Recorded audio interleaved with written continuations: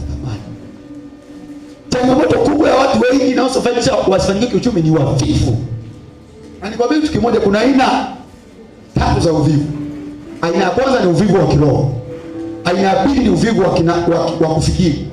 Aina ya 3 ni uvivu wa kimwili. Sasa uvivu mbaya kuliko uvivu wote ni uvivu wa kiroho.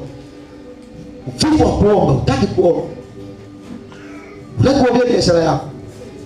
Uvivu mwingine unaokamisha watu ni uvivu wa nini? Wa kufikiri. Muulize jirani yako, lini ulikaa chini ukufikiria kwa habari ya maisha yako? Muulize jirani, vipi ulikaa chini ukafikiria kwa habari ya maisha? Muulize. Kuna watu tokea mwaka unaanza mpaka unaisha hawajaikaa chini kufikiria kwa habari ya maisha. Yaani wenyewe wanakimbizana tuna maisha, wanakimbizana tuna maisha. Wewe usifanikiwe kwa namna hiyo. Bill Gates kila mwaka huwa ana wiki 2 ambazo hafanyi chochote. Anatafuta tu wenyewe utulivu, anafikiria. Anafikiria mwaka mzima umeendaje, anafikiria mwaka unaokuja ni uendeaje. Nikwambie kitu kimoja. Sema niambie.